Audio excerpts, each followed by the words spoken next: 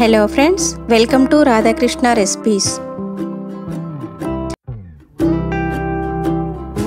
Friends, ఎంతో టేస్టీగా ఈజీగా ఇంట్లో ఉండే ఐటమ్స్తోనే బ్రేక్ఫాస్ట్ని ఫాస్ట్గా ఎలా చేసుకోవాలో ఈరోజు రెసిపీలో చూద్దాము.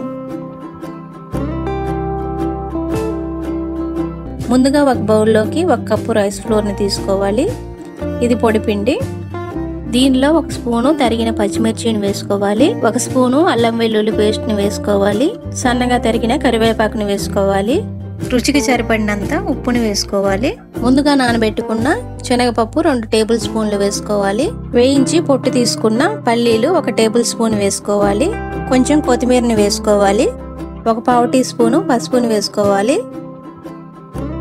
అన్నింటినీ ఇలా ఒకసారి మిక్స్ చేసుకోవాలి. ఒక చిన్న ఉల్లిపాయని ఇలా ముక్కలుగా చేసుకొని వేసుకోవాలి. ఇప్పుడు కొంచెం కొంచెంగా వాటర్ పోసుకుంటూ పిండిని కలుపుకోవాలి. 1 స్పూను జీలకర్రని వేసుకోవాలి. ఇది వీడియోలో చూపించడం మిస్ అయిందండి. మీకు నచ్చితే 1 స్పూన్ నువ్వులు కూడా వేసుకోవచ్చు. పిండి మరీ గట్టిగా ఉండొద్దు, మరీ లూజుగా ఉండొద్దు. ఇలా ఉంటే సరిపోతుంది.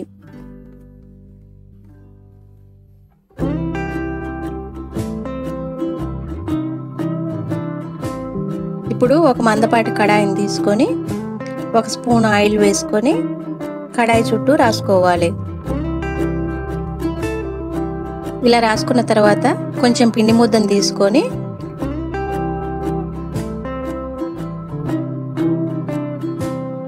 ఇలా కడాయిలో పెట్టేసి చేత్తో ప్రెస్ చేసుకుంటూ కడాయి అంతా స్ప్రెడ్ చేసుకోవాలి. ఇది పల్చగా ఉండొద్దు, మరి మందంగా ఉండొద్దు, మీడియం సైజులో ఉంటే సరిపోతుంది.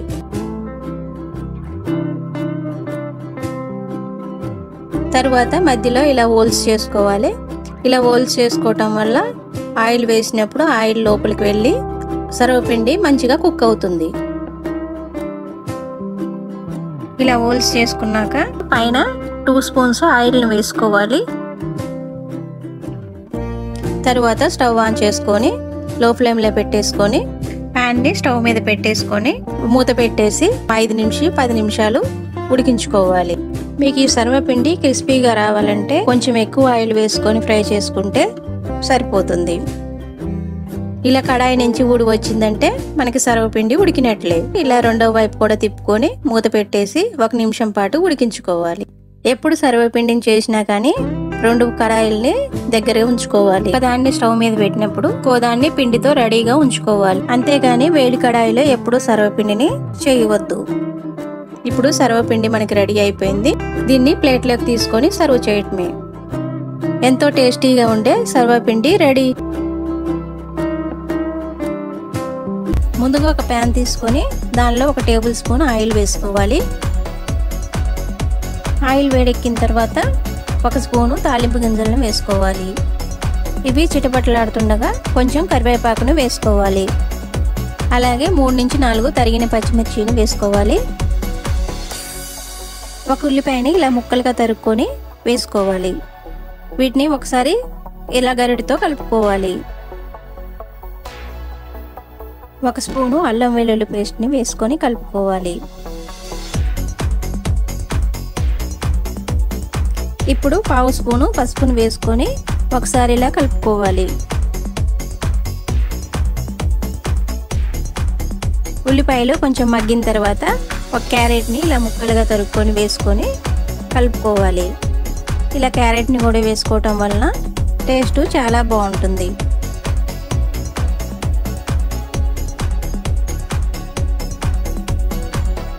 అంతే, 1 టమాటాను కూడా ముక్కలుగా తరుక్కొని వేసుకోవాలి.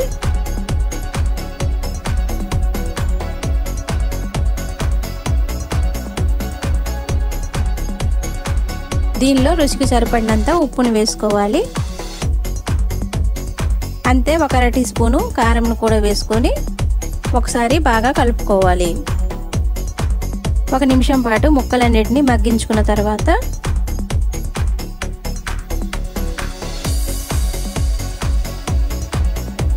ఇప్పుడు 100 గ్రాముల మరమరాలని కూడా వేసుకొని కలుపుకోవాలి.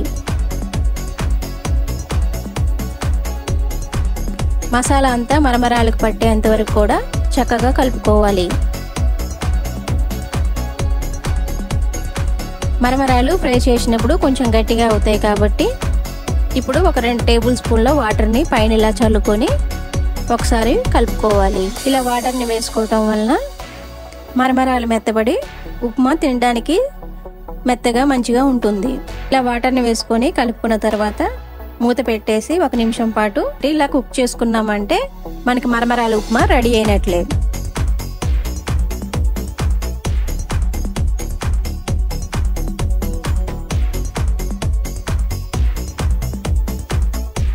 ఇంకా స్టవ్ ఆఫ్ చేసేసి ఇలా వేడివేడిగా ప్లేట్లోకి సర్వ్ చేసుకున్నామంటే ఎంతో టేస్టీగా ఉండే మరమరాలు ఉప్మా రెడీ.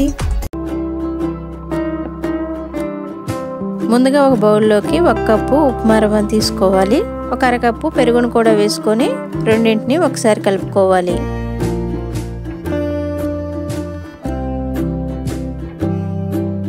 ఇప్పుడు 1 కప్పు వాటర్ని వేసుకొని పిండి ఉండలు లేకుండా కలుపుకోవాలి. ఇలా కలుపుకున్న పిండిని ఒక 20 నిమిషాలు మూత పెట్టేసి పక్కన పెట్టేసుకోవాలి. ఇప్పుడు స్టవ్ మీద ఒక గిన్నెని పెట్టుకొని 1 టేబుల్ స్పూన్ ఆయిల్ని వేసుకోవాలి. 1 టేబుల్ స్పూను జీలకర్రని వేసుకొని ఫ్రై చేసుకోవాలి. ఇప్పుడు దీనిలో కొంచెం కరివేపాకును వేసుకోవాలి. 1.5 టీ స్పూను పచ్చిమిర్చిని వేసుకోవాలి. 2 మీడియం సైజు ఉల్లిపాయల్ని ఇలా సన్నగా ముక్కలుగా తరుక్కొని వేసుకోవాలి. వీటిని ఒకసారి కలిపేసి ఇలా మూత పెట్టి 1 నిమిషం పాటు మగ్గనివ్వాలి. ఇప్పుడు 1 టీ స్పూను సన్నగా తరిగిన అల్లం ముక్కల్ని వేసుకోవాలి.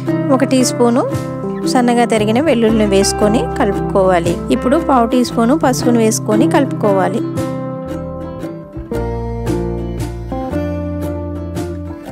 ఒక టీ స్పూను ధనియాల పొడిని వేసుకొని కలుపుకోవాలి.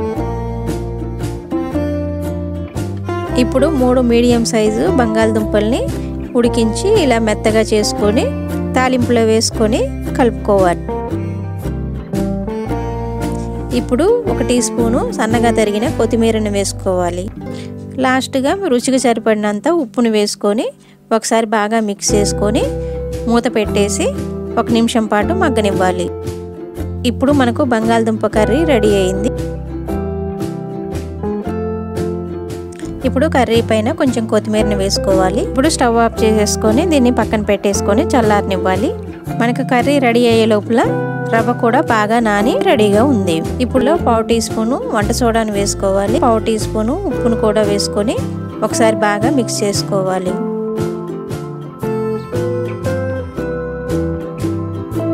బ్యాటర్ ఇలా వస్తే సరిపోతుంది మనకి.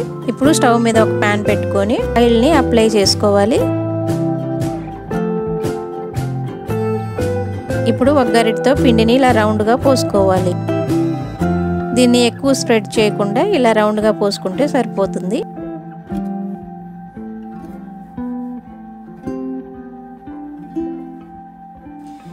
మనం రెడీ చేసి పెట్టుకున్న కర్రీని ఇలా ముద్దగా చేసుకొని మధ్యలో ఇలా స్టఫ్ చేసుకోవాలి.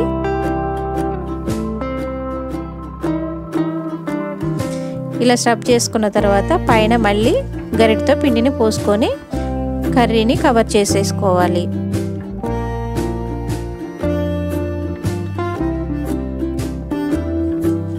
ఇప్పుడు మూత పెట్టేసి 3 నుంచి 4 నిమిషాలు లో ఫ్లేమ్ మీద ఉడికించుకోవాలి.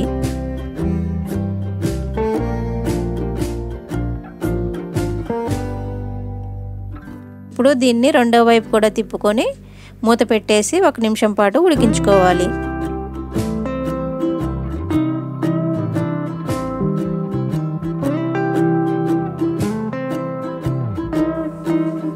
ఇప్పుడు మనకి రవ్వ దోశ రెడీ అయిపోయింది. దీన్ని ప్లేట్లోకి తీసుకోవాలి.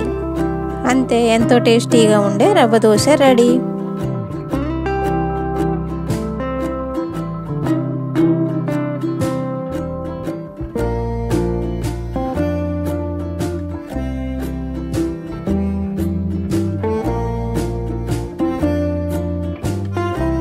ఇప్పుడు ఒక క్యారెట్ని తీసుకొని ఇలా పై పొట్టు తీసేసి సన్నగా ముక్కలుగా తరుక్కోవాలి. సగం ఉల్లిపాయని ఇలా ముక్కలుగా తరుక్కోవాలి. ఒక టొమాటోని ఇలా సన్నగా ముక్కలుగా తరుక్కోవాలి. ఇలా తరుక్కున్న ముక్కలన్నిటిని ఇలా మిక్సీ జార్లోకి తీసుకోవాలి. వీటిని ఇలా మెత్తగా గ్రైండ్ చేసుకోవాలి. ఇప్పుడు ఒక బౌల్లోకి 1 కప్పు శనగపిండిని తీసుకోవాలి. అంతే, మనం గ్రైండ్ చేసి పెట్టుకున్న పేస్ట్ను కూడా వేసుకొని బాగా కలుపుకోవాలి. ఇలా కలుపుకున్న తర్వాత సన్నగా తరిగిన అల్లం ముక్కలను వేసుకోవాలి. 7 నుంచి 8 సన్నగా తరిగిన పచ్చిమిర్చిని వేసుకోవాలి. సన్నగా తరిగిన కొత్తిమీరని వేసుకోవాలి. సన్నగా తరిగిన పుదీనాను వేసుకోవాలి. అంతే సన్నగా తరిగిన ఉల్లికాడలను కూడా వేసుకోవాలి. 2 వెల్లుల్లి రెబ్బల్ని ఇలా సన్నగా ముక్కలుగా తరుక్కొని వేసుకోవాలి. రుచికి సరిపడినంత ఉప్పును వేసుకోవాలి. ఇప్పుడు వీటినన్నిటిని బాగా కలుపుకోవాలి. అన్నీ బాగా కలిసేంత వరకు కూడా చక్కగా కలుపుకోవాలి. ఇప్పుడు ఈ పిండిలో 3/4 కప్పు వాటర్ని వేసుకొని పిండి లూజ్గా వచ్చేటట్టు కలుపుకోవాలి. ఇప్పుడు పిండి దోశ వేసుకోవడానికి రెడీగా ఉంది. ఇప్పుడు స్టవ్ మీద ఒక ప్యాన్ పెట్టుకొని ఇలా బ్రష్తో ఆయిల్ని అప్లై చేసుకోవాలి. మనం ముందుగా కలిపి పెట్టుకున్న పిండిని ఇలా గరిటతో దోశలా వేసుకోవాలి. ఇప్పుడు మూత పెట్టేసి 1 నిమిషం పాటు కుక్ చేసుకోవాలి. తర్వాత దీన్ని రెండో వైపు కూడా తిప్పుకొని మూత పెట్టేసి 1 నిమిషం పాటు కుక్ చేసుకోవాలి. ఇప్పుడు మనకు బేసన్ దోశ రెడీ అయింది. దీన్ని ప్లేట్లోకి తీసుకోవటమే. అంతే, ఎంతో టేస్టీగా ఉండే బేసన్ దోశ రెడీ. ఇప్పుడు ఒక బౌల్లోకి 1.5 కప్పు గోధుమ పిండిని తీసుకోవాలి.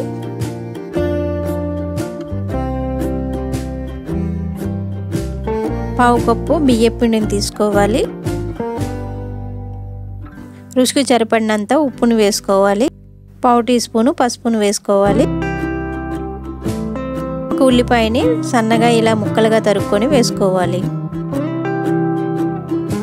5-6 పచ్చిమిర్చిని ఇలా ముక్కలుగా తరుక్కొని వేసుకోవాలి. ఒక టమాటోని ఇలా సన్నగా ముక్కలుగా తరుక్కొని వేసుకోవాలి. కొంచెం కొత్తిమీరని ఇలా సన్నగా తరిగి వేసుకోవాలి. 1/2 స్పూను జీలకర్రను వేసుకోవాలి. 1/2 స్పూను కారంను వేసుకోవాలి. ఇప్పుడు వీటన్నిటిని బాగా కలిసేంత వరకు కూడా కలుపుకోవాలి. ఇప్పుడు పిండిలో కొంచెం కొంచెంగా వాటర్ పోసుకుంటూ పిండిని లూజ్గా కలుపుకోవాలి.